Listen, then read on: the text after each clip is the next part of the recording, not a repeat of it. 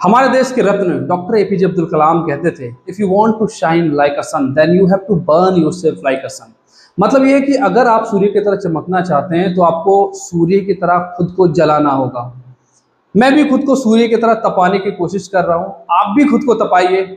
उम्मीद है कि हम और आप मिलकर चमकेंगे, ठीक है ना।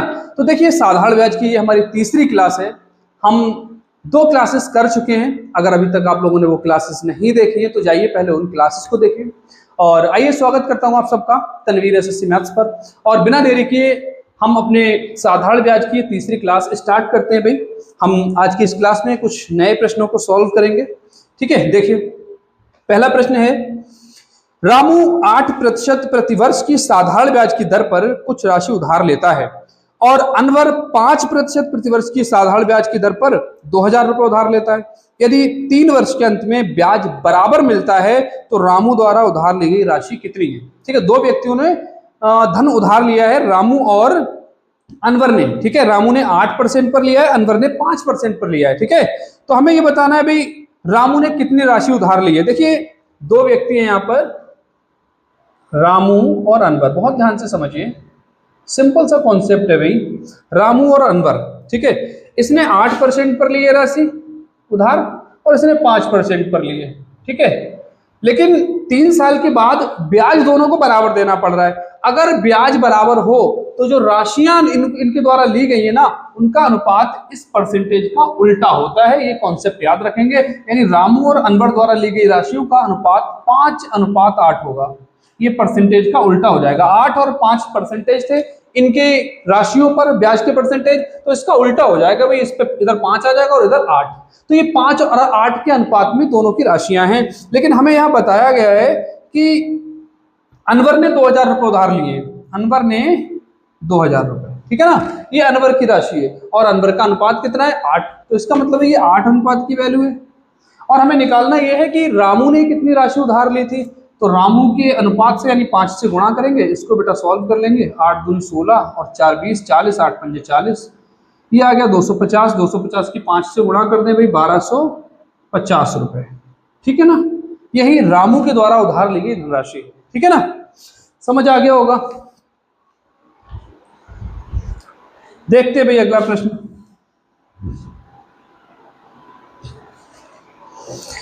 क्वेश्चन नंबर 2 है आज की क्लास का। यदि किसी धनराशि पर अब से 2 वर्ष बाद का 5% वार्षिक दर से साधारण ब्याज 15 रुपए हो तो वह धनराशि कितनी है। बहुत ही ध्यान से समझें। ठीक है, किसी धनराशि पर 2 वर्ष का 5% वार्षिक दर से साधारण ब्याज 15 रुपए। देखिए, 2 वर्ष का ब्याज है और रेट है 5% का। 5% का रेट होने का मतलब है कि 1 साल का ब्याज 5% है, तो 2 साल का कितना हो जाएगा, 5 दूनी 10%। और 10% की वैल्यू इसमें बताएगी 15 रुपए।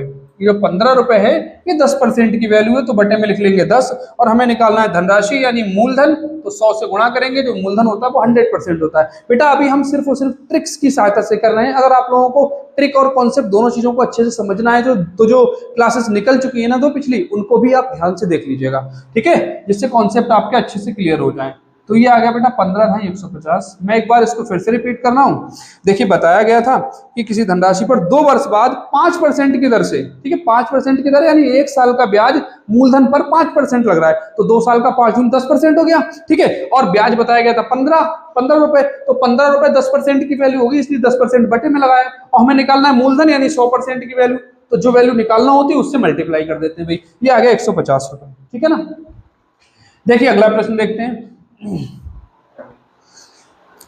कोई व्यक्ति 2 वर्षों के लिए 500 रुपए, 5 वर्षों के लिए 600 रुपए तथा 6 वर्षों के लिए 1000 रुपए सभी को साधारण ब्याज की समान दर पर जमा करता है। यदि वह कुल 1000 रुपए का साधारण ब्याज प्राप्त करता है तो प्रतिवर्ष ब्याज की दर कितनी है। बहुत ही ध्यान से समझें। क्या बताया गया कि 2 वर्षों के लिए 500 रुपए जमा करें, 5 वर्षों के लिए फिर 600 रुपए जमा करें और 6 वर्षों के लिए 1000 रुपए जमा करे हैं, और साधारण ब्याज जो मिला है टोटल वो 1000 रुपए मिला है। बहुत ही ध्यान से समझें। और सभी समान दर पर जमा करेंगे। मान लीजिए दर X% है, मान लीजिए दर X% है, तो पहले 500 रुपए 2 वर्षों के लिए है, 500 रुपए 2 वर्षों के लिए। अब दर दे रखी है X% की, यानी 1 साल पे X% ब्याज लग रहा है, तो 2 साल पर 2X% हो गया, इसका 2X%। 2X% मतलब 2X/100, इतना ब्याज हो गया इस पर। और प्लस जो 600 रुपए की राशि है, 600 रुपए की राशि, उस पर 5 वर्ष के लिए ब्याज लगाया जाएगा। 5 वर्ष का ब्याज हो गया बेटा 5x/100। ठीक है, ये राशि है और ये परसेंटेज है, जितना परसेंट लग रहा है, x% लग रहा है, तो 5 साल में 5x% हो गया, 5x, और परसेंट का मतलब होता है बटे में 100। ठीक है ना, आगे देखें। प्लस 1000 रुपए की राशि है भाई, 1000 रुपए की राशि 6 वर्षों के लिए इस पर ब्याज लगा। 1 वर्ष का x%, सभी पर दर समान है, सभी पर x% का ब्याज है, तो 6 साल का बेटा कितना हो जाएगा, 6x% यानी 6x/100। 6x% का मतलब हुआ 6x/100, और सब टोटल ब्याज मिलाकर कितना है, 1000 रुपए। देखिए ऐसा मत समझना कि ये बहुत कठिन समीकरण बन गई है, x मान के बड़ा कठिन हो गया, नहीं, बड़ा आसानी से सॉल्व हो जाएगा, ध्यान से इस बात को समझे। देखिए सिंपल, ये तो कैंसिल हो ही रहा है, ठीक है, ये भी कैंसिल हो रहा है, बिना x माने भी हम कर सकते हैं इसको, ऐसा नहीं है, बट थोड़ा ज्यादा समझना होगा, ज्यादा दिमाग लगाना होगा। ठीक है, तो हमने x मान लिया जिससे इजी बन जाए। ये 2 जीरो कैंसिल हो गए भाई, ठीक है ना। अब देखिए ये हो गया 5 दूनी 10x प्लस 6 पंजे 30x और प्लस 10 छंग 60x बराबर 1000। अब देखिए 10 30 40, 40 और 60, 100x हो गया ये, 100x बराबर 1000। तो बेटा x बराबर हो जाएगा 1000/100। ये 2 जीरो से 2 जीरो कैंसिल, यानी 10% की दर हो गई। ठीक है ना, तो इसको x मान के आसान किया जा सकता था, इसलिए हमने x मान के सॉल्व किया है। ठीक है ना, अगला प्रश्न देखें। बहुत ही ध्यान से एक एक चीज को समझते रहें भाई। कोई धनराशि सरल ब्याज पर, सरल ब्याज मतलब साधारण ब्याज ही होता है, सरल ब्याज पर 20 सालों में 2 गुनी हो जाती है, कितने वर्षों में वह स्वयं की 4 गुनी हो जाएगी। बहुत ही ध्यान से समझे, 20 सालों में 2 गुनी हो जाती है भाई, यानी एक थी, एक से 2 हो गई 20 वर्ष में। ठीक है ना, 20 वर्ष में 1 से 2 हो गई, 2 गुनी हो गई। हमें बताना यह है कि 4 गुनी कितने सालों में होगी। बेटा 2 गुनी होने का क्या मतलब है, 1 से 2 होने का क्या मतलब है, 1 का ब्याज लग गया, 1 का ब्याज 20 सालों में लग गया, फिर 1 का ब्याज लगेगा भी 20 सालों में, फिर अगले 20 सालों में 1 का ब्याज लगेगा। ठीक है, तो 4 हो गई। हमें ये बताना कि 4 गुनी कब होगी, 1 से 4 होने में कितने साल लग रहे हैं। बेटा 20 साल ये, 20 साल ये, 20 साल ये, टोटल कितने साल हो गए, 60 वर्ष हो गए। 60 वर्षों में जो राशि है वो 4 गुनी हो जाएगी। समझ आ गई होगी बात। ठीक है, अगला प्रश्न देखें, बहुत ही ध्यान से चीजों को समझते रहें भाई।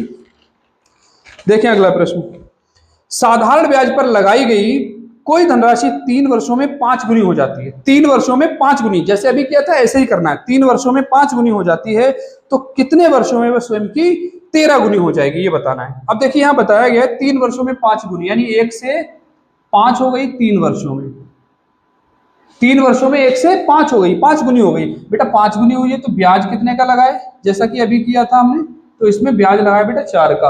अगले फिर 3 वर्ष में इतना ही ब्याज लगेगा, 4 का ही ब्याज लगेगा, तो 5 4 9 हो जाएगी ये राशि। फिर अगले 3 वर्ष में इतना ही ब्याज लगेगा, क्योंकि साधारण ब्याज हर साल बराबर होता है, तो हर 3 साल में बराबर बराबर ब्याज लगेगा यहाँ पर। तो अगले 3 साल में फिर 4 का ब्याज लगेगा और 9 4 13 हो जाएगी ये।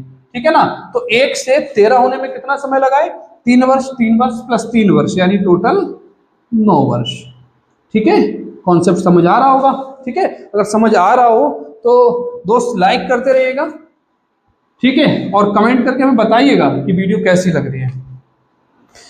अगला प्रश्न देखें, कितने वर्षों में कोई धनराशि 25% प्रतिवर्ष की दर से 3 गुनी हो जाएगी। ठीक है, फिर से रिपीट करता हूं क्वेश्चन, कितने वर्षों में कोई धनराशि 25% प्रतिवर्ष साधारण ब्याज की दर से 3 गुनी हो जाएगी। ठीक है, 3 गुनी होने का मतलब क्या बेटा, 3 गुनी होने का मतलब है कि राशि 1 से 3 हो जाएगी।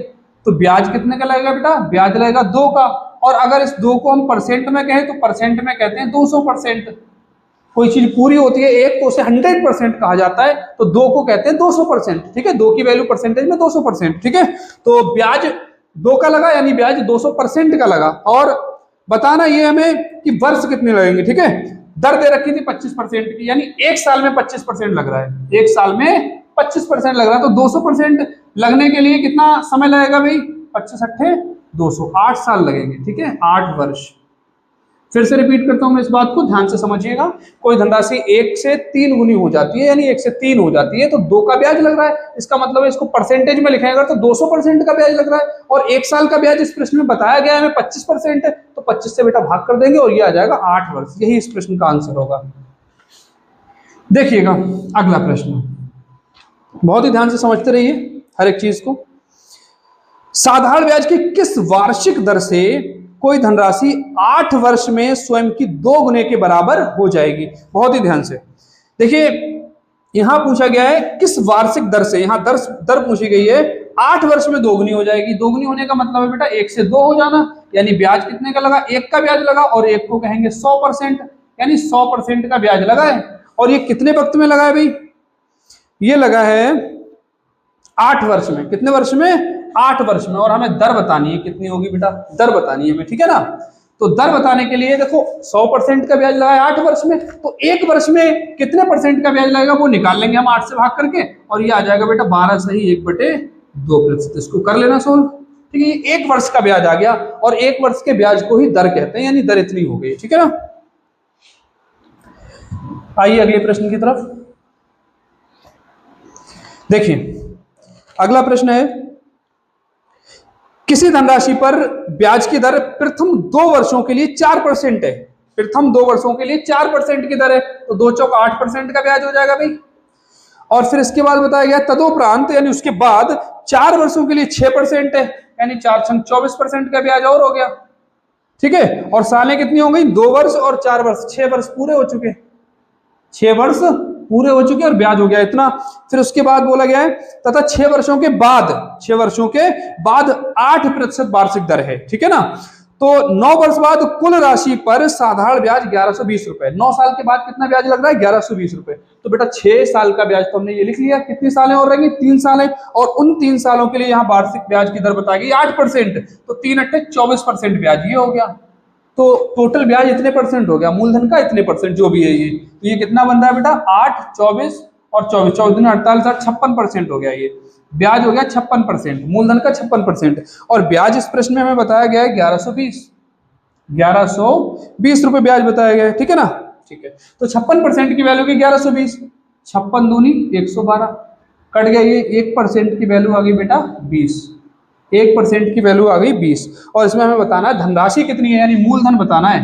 तो मूलधन होता है बेटा 100%, 100% की वैल्यू कितनी आ जाएगी? 100 में इससे गुणा कर लें, यानी 2000 रुपए, ठीक है। ये हो गया मूलधन, ठीक है ना। अगला प्रश्न देखें भाई।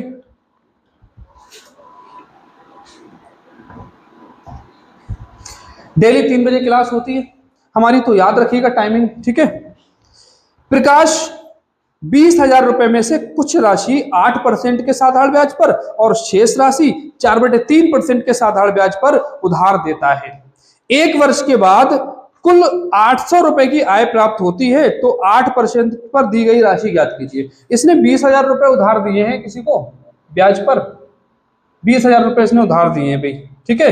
कुछ धनराशि इसने दी है 8% पर, और कुछ धनराशि इसने दी है बेटा 4/3% पर, ठीक है। कुछ 8% पर और कुछ 4/3% पर। लेकिन जो कुल ब्याज प्राप्त हो रहा है वो 800 रुपए प्राप्त हो रहा है। 800 रुपए का ब्याज प्राप्त हो रहा है 20,000 रुपए पर, 800 रुपए का, ठीक है। तो 800 अगर हम देखें 20,000 का कितना परसेंट है, तो 800/20,000 गुणा 100 सॉल्व कर सकते हैं इसको। ये 4 0 से 4 0 ये कैंसिल हो गए, 2 चौक 8, 4% आ गया ये, ठीक है ना। तो ये औसत ब्याज दर आ गई, यानी औसतन 4% का ब्याज मिल रहा है उसे सब पर मिलाकर, ठीक है। कुछ राशि उसने 8% पर दी, कुछ 4/3% पर दी, लेकिन ओवरऑल 800 रुपए का ब्याज हुआ। 800 रुपए का ब्याज अगर हम 20,000 पर निकालें तो 4% बनता है, यानी ये औसत दर हो गई, औसत दर। तो कुछ धनराशि इतने पर, कुछ धनराशि इतने पर, और ये औसत दर हो गई। इसको लिख लें बेटा बीच में, ये अंतर निकाल लें, ठीक है। इसको एलिगेशन मेथड कहते हैं। इससे क्या निकल के आ जाएगा? ये राशि 8% पर कितनी दी गई, 4% पर कितनी दी गई, उसका अनुपात निकल के आ जाता है इस तरीके से, ठीक है ना। तो 8 और 4 का अंतर हो गया बेटा 4, और 4/3 और 4 का अंतर, देखिए 4 में से 4/3 घटाना है इसे, 3 चौक 12 में से 4 हटाया 8/3 आ गया, ये 8/3, ठीक है। तो ये अनुपात हो गया बेटा, ये हो गया अनुपात। ये जो राशि थी 20,000 वाली, ये 8% और 4/3% पर जो दी गई है, उस दो पार्ट जो किए गए हैं वो इस अनुपात में किए गए, 8/3 अनुपात 4। अगर हम इस अनुपात को सॉल्व करें भाई तो ये 4 से कट सकता है, 4 एकम 4, 4 दूनी 8 जी कट सकता है, और 3 में इसको उधर ली जाए तो ये 2:3 हो जाएगा, 2:3। यानी ये राशि 8% में जो भाग दिया गया उसका अनुपात है 2, और इस राशि का 4/3% पर जो भाग दिया गया उसका अनुपात है 3। ठीक, कुल राशि दे रखी है हमें 2000, कुल राशि दे रखी है बेटा 2000। तो ये 3 और 2 5 अनुपात की वैल्यू हो गई टोटल अनुपात की, और हमें बताना ये कि 8% पर कितनी धनराशि दी गई, यदि 2 अनुपात की वैल्यू निकालना है बेटा। तो इसको करेंगे सॉल्व, 5 चौक 20, 400 हो गया था, ये 20,000 था तो एक 0 और आएगा बेटा इसमें, 4 दूनी 8,000 हो गया, ठीक है, 4 दूनी 8 और 000, 8,000 रुपए 8% की दर पर दिए गए थे। ठीक है, तो उम्मीद करते हैं अच्छा लगा होगा। क्लास अगर पसंद आई हो तो इसे लाइक कीजिएगा और दूसरों तक भी पहुंचाइएगा, ठीक है ना। तो आज के लिए बस इतना ही, धन्यवाद।